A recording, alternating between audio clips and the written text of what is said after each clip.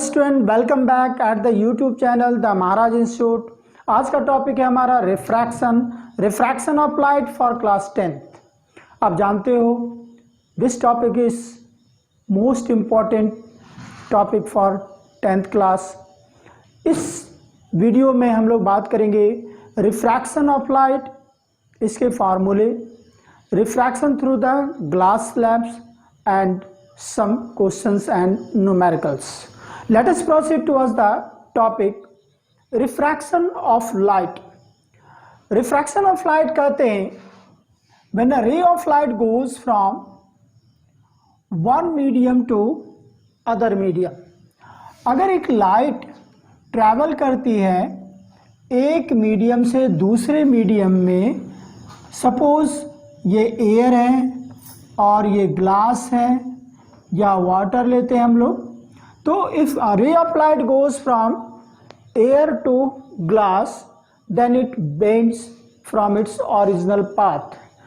That means light अगर इस तरह से आती है इंटरफेस पर तो लाइट बेंड कर जाती है towards the normal, and if a ray of light goes from glass to air, अगर ग्लास से एयर जाती है तो bend away from the normal, है ना।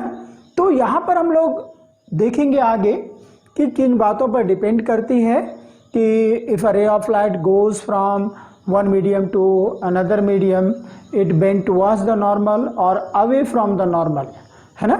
इनके अलग अलग कंडीशंस हैं, हम लोग आगे पढ़ेंगे। Simply we can say when a ray of light bends from its original path when it travel from one medium to other medium, then this phenomena is known as refraction of light. Refraction of light, इसके दो laws हैं। Refraction of light के दो law हैं। First law more and less reflection of light की तरह है। जैसे अभी मैंने बताया कि यहाँ पर इंटरफेस है which separate two medium like air और वाटर ले लेते हैं, है ना। एयर और वाटर अगर ये लाइट इंसिडेंट करती है, ये वाटर है मान लिया, इंसिडेंट करती है इंटरफेस पर, तो पॉइंट ऑफ इंसिडेंस पर हम लोग क्या करेंगे, नॉर्मल डालते हैं। याद होगा रिफ्लेक्शन में भी किया था। एंड जब ये एयर से वाटर में आती है रे तो it bend towards this ray is known as incident ray. बताया था पहले, इंसिडेंट रे और ये नॉर्मल और ये रिफ्रैक्टेड रे, है ना। इसको बोलेंगे रिफ्रैक्टेड रे। यहाँ पर एक एंगल बनता है, इसको आई बोलेंगे, एंगल ऑफ इंसिडेंस, और यहाँ पर एक एंगल बनेगा एंगल ऑफ रिफ्रैक्शन। देखिए दोनों एंगल जो है वो नॉर्मल के साथ बनती है। तो फर्स्ट लॉ को अगर स्टेटमेंट दें हम लोग तो it states that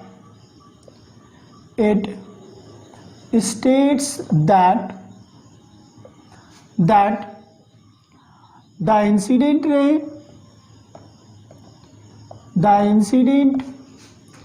ray normal। बच्चों नॉर्मल में एक पॉइंट जोड़ना पड़ेगा, normal at the point of incidence, है ना। Normal at the point of incidence on the interface, है ना। दो मीडियम का जो कॉमन पॉइंट होता है, कॉमन लाइन होता है या प्लेन कहो, उसको इंटरफेस कहते हैं। Incident on the interface and refracted रे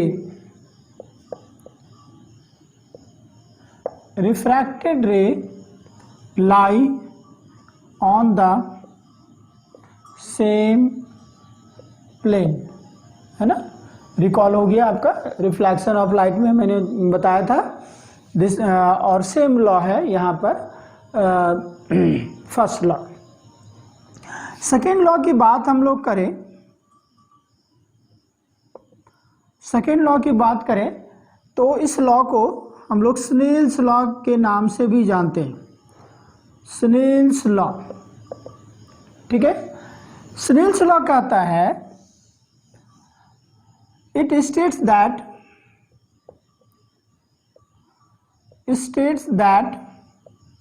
the ratio of sign cosine ten, जानते हो आप लोग, अब तो 10th क्लास में हो तो पता ही होगा, sine theta cos theta tan theta पढ़ते हम लोग, तो वही साइन है यहाँ पर। It states that the ratio of sine of incident angle to the sine of refracted angle remains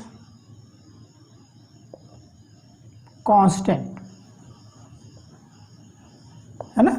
और हम लोग लिखेंगे sine i upon sine r is equals to n. N is the refractive index of second medium with respect to first medium, right. तो n क्या है, constant है, और इसी कांस्टेंट को हम लोग बोलते हैं वेयर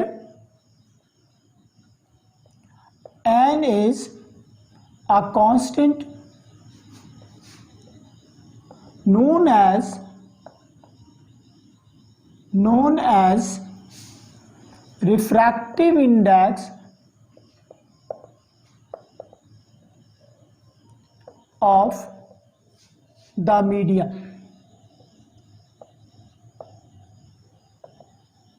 मीडियम बोलो या refractive index of second medium with respect to first medium, right.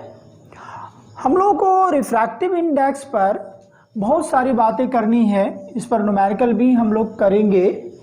अभी देखते हैं साइन आई और साइन आर। आप लोग जानते होंगे कि ट्रिग्नोमेट्रिकल फंक्शन जो है sine cosine tan cot cosec किसी का भी यूनिट नहीं होता, तो ना तो इसका यूनिट है ना इसका यूनिट है, दैट्स व्हाई एन का भी कोई यूनिट नहीं होगा। तो refractive index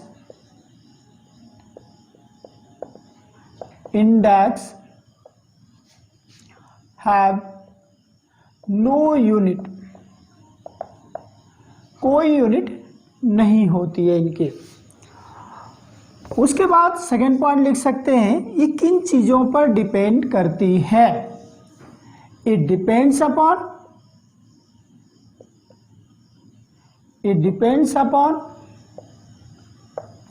the nature of the medium, है ना। नेचर ऑफ मीडियम जिससे लाइट पास करती है उस पर डिपेंड करेगा रिफ्रैक्टिव इंडेक्स की वैल्यू, है ना। तो अब हम लोग पढ़ेंगे type of refractive index. Refractive index के टाइप की बात अगर हम करें, types of n for refractive index, इसके दो टाइप होते हैं। एक होता है absolute refractive index. Absolute refractive index कहते हैं refractive index of glass with respect to air. Refractive index of glass with respect to air. अगर किसी मीडियम का जो रिफ्रैक्टिव इंडेक्स है वो अगर एयर से कंपेयर करें, यानी refractive index of water with respect to air, refractive index of diamond with respect to air, तो इन सब को हम लोग बोलते हैं एब्सोल्यूट रिफ्रैक्टिव इंडेक्स। है बात समझ में? अगर किसी मीडियम का जो रिफ्रैक्टिव इंडेक्स है वो विथ रिस्पेक्ट टू अगर एयर लेते हैं या वैक्यूम लेते हैं, तो उस मीडियम के रिफ्रैक्टिव इंडेक्स जो होते हैं उसको हम लोग एब्सोल्यूट रिफ्रैक्टिव इंडेक्स कहते हैं। राइट? समझ में आ गया? Very good. अब रही बात सेकेंड है रिलेटिव रिफ्रैक्टिव इंडेक्स। मतलब refractive index of a medium like refractive index of glass with respect to water, है ना? Refractive index of glass with respect to water, इसको कैसे लिख सकते हैं? अगर एब्सोल्यूट रिफ्रैक्टिव इंडेक्स से कम टर्म में लिखा जाए तो कैसे लिखते हैं? Refractive index of glass with respect to water, तो ग्लास को आप लोग ऊपर लो, एन जी ए यहाँ ले लो या यहाँ ले लो, एक ही बात है। तो चलिए आपके एनसीईआरटी में ऐसे हैं, और यहाँ पर एन डब्ल्यू a water. Refractive index of glass with respect to water, of glass with respect to air, and refractive index of water with respect to air. अब समझ में आ गया? तो रिफ्रैक्टिव इंडेक्स दो टाइप के हो गए आपके एनसीईआरटी में। आपके एनसीईआरटी में कोई टाइप नहीं दिया हुआ है, बस एक ही रिफ्रैक्टिव इंडेक्स हमें पढ़ना है। तो यहाँ पर हम लोग डिफ्रेंशिएट करके पढ़ें तो ज़्यादा बेटर होगा कि refractive index of glass with respect to air, इसको हम लोग एब्सोल्यूट रिफ्रैक्टिव इंडेक्स बोलेंगे। यानी refractive index of a medium with respect to air, है ना? चाहे मीडियम कोई हो, ग्लास हो, डायमंड हो या वाटर हो, ग्लिसरीन हो, कुछ भी ले, अगर उसके रिफ्रैक्टिव इंडेक्स हम एयर के कंपैरिजन में ले तो उसको एब्सोल्यूट रिफ्रैक्टिव इंडेक्स कहते हैं, और अगर दूसरे मीडियम के रिस्पेक्ट में लें तो उसको हम लोग रिलेटिव रिफ्रैक्टिव इंडेक्स कहते हैं, like refractive index of glass with respect to water. एक क्वेश्चन मैं करा रहा हूँ जो कि आपके बोर्ड एग्जाम में कई बार पूछा गया है, इसको आप लोग देख लो। क्वेश्चन है, if the refractive index of glass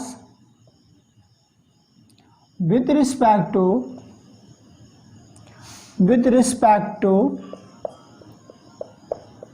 to air is 3/2 and of water with respect to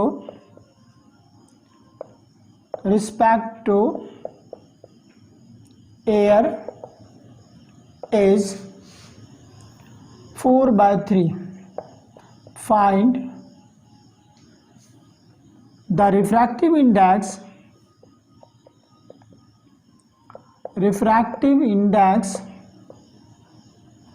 of glass with respect to water, और सेकेंड है रिफ्रैक्टिव इंडेक्स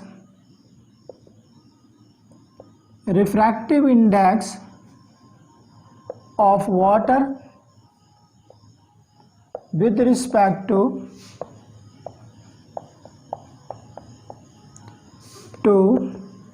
ग्लास।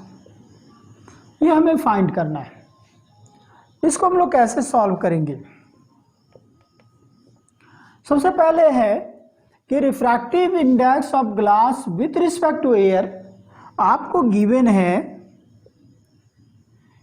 है refractive index of glass with respect to air, तो आप लिखो इसको 3/2, और refractive index of water with respect to air 4/3। अब हमें निकालना है फर्स्ट में क्या, the refractive index of glass with respect to water. तो ग्लास का रिफ्रैक्टिव इंडेक्स निकालना है वाटर के लिए। तो बच्चों एक टेक्निक मैं बता देता हूँ। जैसे यहाँ पर लिखा है रिफ्रैक्टिव इंडेक्स ऑफ ग्लास, पहले कौन आया, ग्लास, तो ग्लास वाले को ऊपर रख लो और वाटर वाले को नीचे कर लो, सॉल्व। जो पहले आता है उसको न्यूमरेटर में डाल दो। तो लिखेंगे फर्स्ट का answer, refractive index of glass with respect to air, तो ग्लास को ऊपर रख दो, एयर को वाटर को नीचे रख दिया। एयर आप लिख लो दोनों में, ये हो गया 3/2, 4/3, और ये हो जाएगा 3/2, ये ऊपर जाएगा मल्टीप्लिकेशन में 3/4, और आंसर आ गया कितना, 9/8। है ना इजी, बहुत इजी। अक्सर बच्चे इनसे डरते हैं कि रिफ्रैक्टिव इंडेक्स पर न्यूमेरिकल आता है, समझ में नहीं आता है, क्योंकि अलग अलग बुक में अलग अलग सिंबल, जैसे कुछ बुक्स में जो कि आपके रिफ्रेशर वगैरह है तो उसमें म्यू से रिफ्रैक्टिव इंडेक्स दिखाते हैं, 1 2 लिखते हैं। तो खैर जो मैं समझाने जा रहा हूँ आप इसको समझो, बहुत बेस्ट मेथड है और बहुत इजी भी है। चलिए, तो दूसरा है refractive index of water with respect to glass. Just उल्टा कर दो इसको, ये उल्टा हो गया, W पहले आ गया, G बाद में, तो ये 8/9 आ जाएगा, है ना। तो रिफ्रैक्टिव इंडेक्स के लिए कुछ फार्मूले हैं, वो हम लोग देख लेते हैं, है ना। कुछ फार्मूले हैं, मैं नोट में लिखा देता हूँ, आप लोग भी इसको नोट कर लेना। सबसे पहला कि रिफ्रैक्टिव इंडेक्स अब किसी मीडियम के लिए, है ना, यहाँ विथ रिस्पेक्ट टू एयर है, इसलिए हम लोग इसमें ज़्यादा कुछ नहीं लिख रहे हैं। इसका फार्मूला हो जाएगा C/V। Refractive index of the medium with respect to air is equals to C for speed of light, speed of light in vacuum कितना होता है भाई, कितना होता है, 3 × 10⁸ मीटर पर सेकेंड, ये तो आपको पता ही है। और V है स्पीड ऑफ लाइट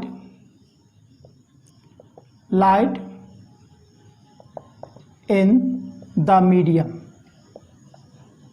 एक तो फॉर्मूला ये हो गया। अब मान लिया कि दो मीडियम है, यहाँ तो एक एयर है और एक मीडियम है, यानी एयर और लिक्विड ले लो आप, वाटर ले लो, एयर और वाटर है या एयर और ग्लास है। लेकिन अगर दो मीडियम हो जाए तो जैसे NGW क्या होगा, यहाँ पर G न्यूमरेटर में नहीं आएगा। Speed of light in vacuum है 3 × 10⁸ मीटर पर second. What will be the speed of light in glass, जिसका रिफ्रैक्टिव इंडेक्स है 3/2। समझ में आ गया। If the speed of light in vacuum is 3 × 10⁸ metre पर second, what will be the speed of light in glass of refractive index 3/2। यानी आपको दो चीज दिया हुआ है, C है 3 × 10⁸ मीटर पर सेकेंड, तो आपको क्या निकालना है, V निकालना है। सिंपल फार्मूला है ना। तो यहाँ लिख देंगे हम लोग N, since N = C/V। C हो गया, ये हो गया 3/2 और C हो गया 3 × 10⁸ और V निकालना है, क्रॉस मल्टीप्लिकेशन कर लेंगे। 3V = 2 × 3 × 10⁸, 3 से 3 कैंसिल, v इक्वल्स टू गया 2 × 10⁸ मीटर पर सेकेंड, है ना। इसी तरह के बहुत सारे क्वेश्चंस पूछे जा सकते हैं, जैसे कि वाटर में स्पीड ऑफ लाइट दे दिया, फिर ग्लास में पूछेगा। एक चीज़ हमने देखा क्या कि स्पीड ऑफ लाइट जो है वो रिफ्रैक्टिव इंडेक्स के इन्वर्सली प्रोपोर्शनल। थर्ड फार्मूले की बात अगर हम करें तो इसको ध्यान में रखना है आपको, refractive index is inversely proportional to the speed of light. जिस मीडियम का रिफ्रैक्टिव इंडेक्स ज़्यादा है उसमें स्पीड कम होगा and vice versa. Glass slab से रिफ्रैक्शन कैसे होता है और इसमें कौन कौन से टर्म्स आते हैं इसको हम लोग देखेंगे। मान लिया कि ग्लास स्लैब है, ये ग्लास का टुकड़ा, ठीक है, ये ग्लास है, यहां पर एयर है, यहां पर भी एयर है, ग्लास। इस रे को हम लोग कहते हैं इंसिडेंट रे। कौन सा रे कहते हैं? Incident ray. यहां पर एक नॉर्मल आ गया, ये जो एंगल बनता है इसको बोलते हैं एंगल ऑफ इंसिडेंस, राइट। उसके बाद when a ray of light goes from a rare medium to denser medium, आप लोग जानते हो लॉ ऑफ रिफ्रैक्शन में देखा है, तो ये डेंसर मीडियम में जब जाती है तो ये बेंड कर जाती है टुवर्ड्स द नॉर्मल, और इस एंगल को बोलेंगे एंगल ऑफ रिफ्रैक्शन या रिफ्रैक्टेड एंगल। यहां पर फिर नॉर्मल दिया। अब क्या होगा बच्चों, रे ऑफ लाइट कहां से जा रही है? डेंसर मीडियम से रेयर मीडियम। किधर को बेंड करती है? टुवर्ड्स नॉर्मल या अवे नॉर्मल? वेरी गुड, आपने सही देखा है, अवे फ्रॉम द नॉर्मल, है ना, अवे फ्रॉम द नॉर्मल। इसको जाना चाहिए इधर, लेकिन इधर नहीं जाके अवे फ्रॉम द नॉर्मल चलेगा।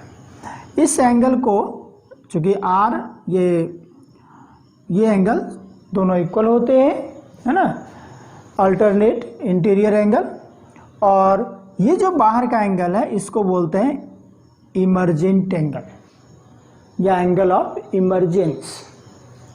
तो आई हो गया इंसिडेंट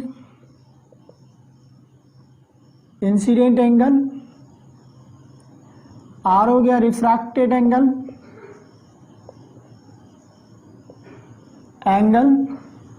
ई हो गया इमर्जेंट एंगल, ठीक है। अब अगर स्टार्टिंग से देखें तो रे ऑफ लाइट किधर को जाती है? जाना चाहिए इसको, ये है ना, अगर सीधी जाती तो इधर से चली जाती। ये कौन सा पाथ है? इंसिडेंस रे का पाथ है ना। रे ऑफ लाइट को किधर जाना चाहिए? इधर जाना चाहिए, लेकिन अल्टीमेटली रे ऑफ लाइट इधर चली जाती है। तो यहां से जो पैरेलल लाइन के बीच का डिस्टेंस है, ये दोनों लाइन पैरेलल होती है, यानी इंसिडेंट रे और इमर्जेंट रे, ये दोनों पैरेलल होती है। अगर इसको हम बढ़ाते हैं तो ये चली जाती है। इन दोनों पैरेलल लाइन के बीच का जो डिस्टेंस होता है, अगर हम इसको A, इसको B और इसको C मान लिया, तो BC जो है इसको कहते हैं लैटरल शिफ्ट। क्या बोलते हैं? Lateral shift. BC को बोलेंगे lateral shift. How it can be defined? Lateral shift को कैसे हम लोग डिफाइन करेंगे? तो it can be defined as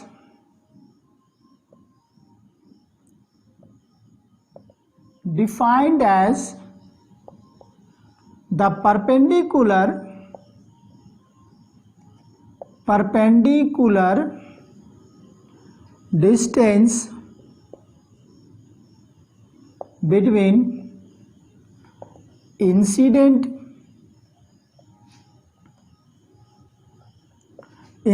रे एंड इमर्जेंट रे, है ना। इमर्जेंट रे कौन सा है, ये इसको अगर इमर्जेंट रे कौन सा है, बीडी को इमर्जेंट रे कहेंगे हम लोग।